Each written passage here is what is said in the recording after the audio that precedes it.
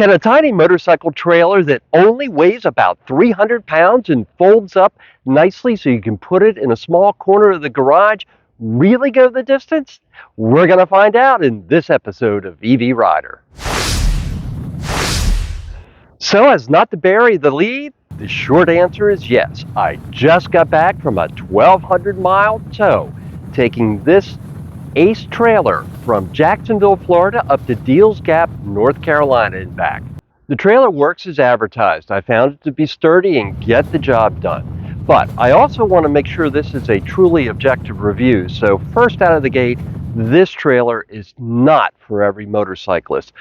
First thing you got to know if you're considering this trailer is you can't load it by yourself. And here's why. This wheel chock here, this motorcycle chock, it doesn't support and lock in. So in other words, you can't wheel it up and then let it stand while you strap it down. So this is a trailer where you're going to have a second person that holds the motorcycle while you strap it down. In my case, my wife was kind enough to help me load it and unload it, both in Deals Gap and Jacksonville. When it comes to loading your motorcycle on the Ace, there's both good and bad. So let's start with the good. The good news is it's not very high off the ground. So when you've got the ramp attached, which of course I don't at the moment, it's pretty easy to just gently throttle the bike and roll it on up. But here's where it gets tricky. You've got to be able to step over this wheel. So you've got to step over and then get the motorcycle to the front. And that's where it's critical to have a partner. So you've got somebody to balance your motorcycle while you do that step over. Now, in my case, I'm 5'8" and my Zero SRF weighs about 500 pounds.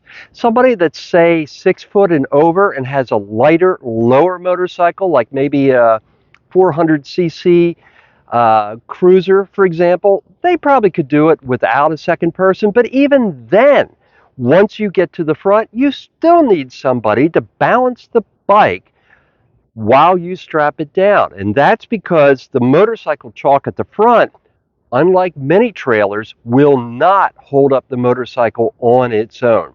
So until you get those first ratchet straps down, you've got to have somebody hold the motorcycle up while you strap down at least those first 2 ratchet straps.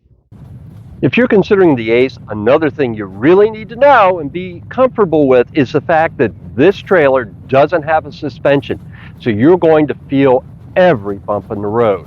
On a smooth interstate, once you get to about 55, it quiets down, it tracks nice. But I'm telling you, when you are on a bad interstate or you're on a bad secondary road, it is somewhat nerve-wracking to watch your bike bounce up and down constantly. And of course, you've got to make sure your straps are nice and taut. And I'm not going to try to give you any lessons in that because there's a lot of YouTubers much better at it than that. But the basic rule of thumb is you want to tighten it down tight enough that it won't pop, but not so tight that it'll damage your suspension. But again, watch some other YouTubers to get some advice on how to make sure you get your ratchets nice and taut, but not too tight. Now, for those of you that are buying this from the USA Trailer Store and have watched their promotional video, I do want to make note of something. They make a big deal about helping the American economy and so on. And while it's true that, yes, this is a US-based company, just know, in case it matters to you, that this trailer is actually imported from China. One interesting side note, if you look at the certificate of title from China, it lists the shipping weight at 250 pounds, although Ace rates the weight at 300 pounds. Now for me, 250 or 300 pounds, either way, the weight is one of the big things that attracted me to this trailer because I have an EV and I wanted to get something with as little range loss as possible. Now, for you fellow EV owners, and you're curious, well, what sort of range loss did you see? Well, over the course of just under 1,200 miles, this was a mix of mountain roads, interstate roads, secondary roads at speeds of roughly 68 and below. My average miles per kilowatt hour was 2.7. To put that in comparison, my lifetime average, and I do a lot of interstate travel, by the way, is 3 miles per kilowatt hour.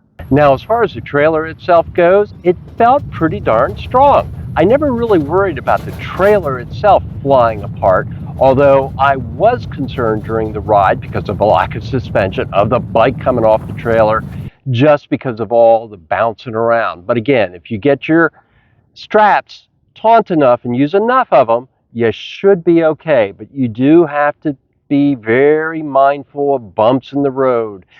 As far as the wheels, they seem to have held up fine. And one unusual thing, at least to me, about the wheels is they take a full 80 pounds of air pressure. That's the recommendation in the manual.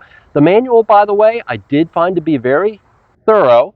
And this is a cotter pin system, by the way. So basically, there's a big cotter pin under this folding point, another cotter pin under that folding point, some up front. So basically what happens, this all folds up and then it turns sideways, which turns it into a very small profile trailer.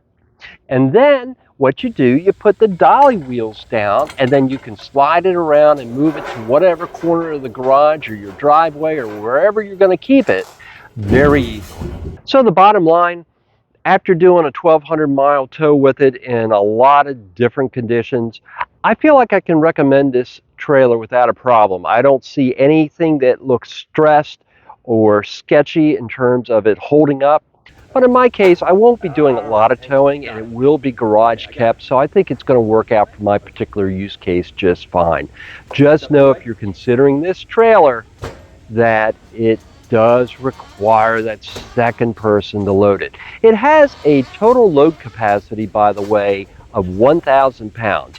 Personally, I'd be nervous putting a full dresser bike on this.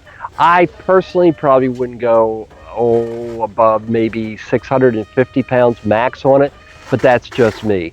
You know, because again, it is a very lightweight trailer. And I don't know, maybe something a little heavier would be okay, but I'm kind of conservative. So to me, I was comfortable with it because I was going to only use it at half its capacity.